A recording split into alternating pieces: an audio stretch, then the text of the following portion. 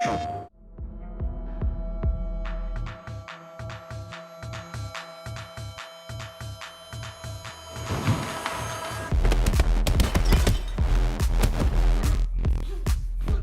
has explosiveness that corresponds exactly to what I wanted for this story of revenge. Pac-Man is ferocious, fast, powerful and accurate. And yeah, you have a lot of strikes coming out like this. The player will create the choreography. It depends only on them to make a beautiful situation.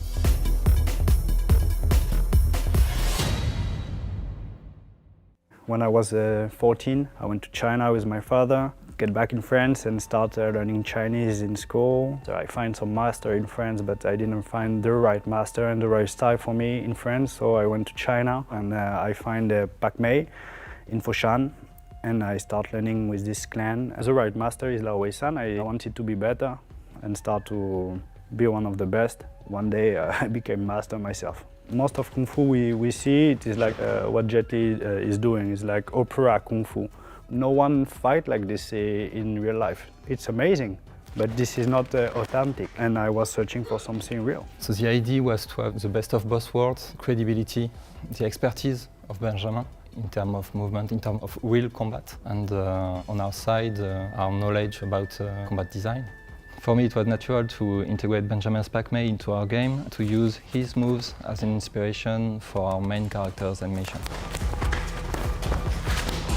I bring some specifics in the mechanics of the gameplay, the interaction with other NPC. I create a movement of 3 weapons for the main character, the baseball bat, machete, and the staff you will see is Pac-Man from Foshan.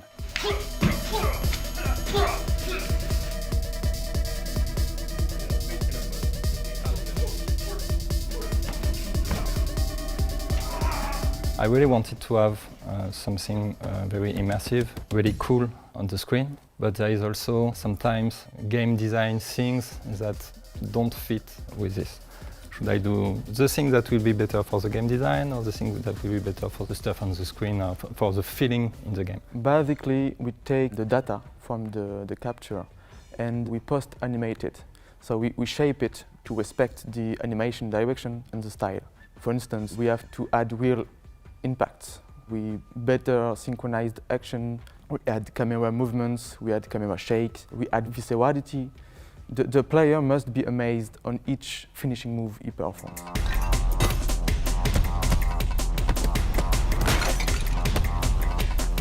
Some move we changed a little bit because it was making sense when we were doing like this, like a stab. Yesterday we do a stabbing technique and I needed to finish the NPC with a stabbing technique, and at the end I thought, oh no, it will be good to just cut the throat. And I just changed the technique like this because in the action it was feeling more like this.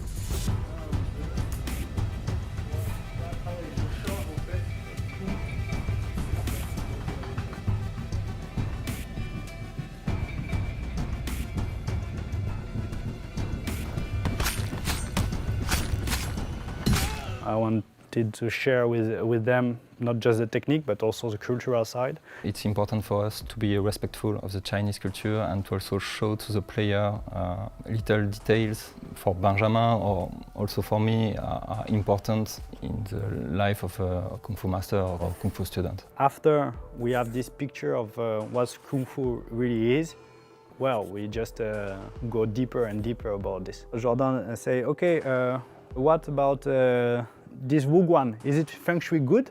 I say, what? You really want me to check this? And he say, of course. So I start checking the Wuguan design. Okay, this door cannot be here, this kind of stuff.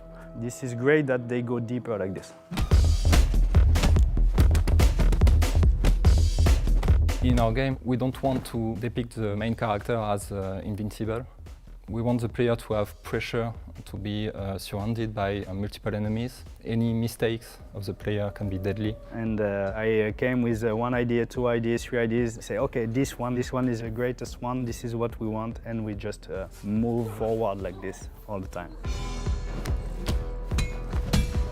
Actually, there are I don't know, maybe 160 moves only for the main characters. Each move was designed for a particular situation. It needs to be effective, it needs to be credible, and it needs to be beautiful.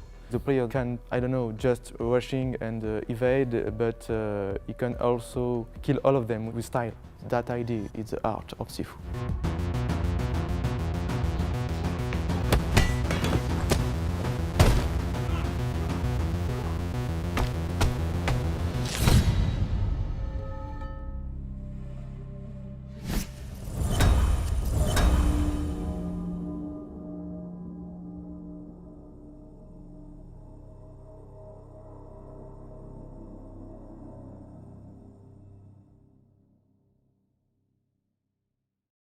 PlayStation